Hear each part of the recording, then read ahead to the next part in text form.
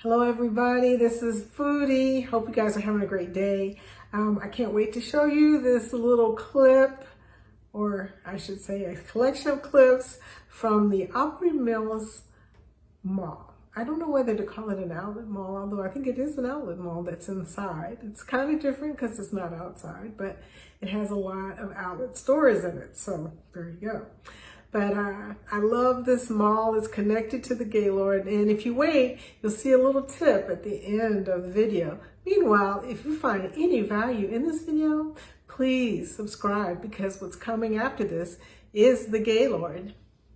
It's going to be a great video. Some local stuff, something you can drive to if you're in the Midwest somewhere. We go here a lot. It's one of my favorite places. I can't wait to show it to you.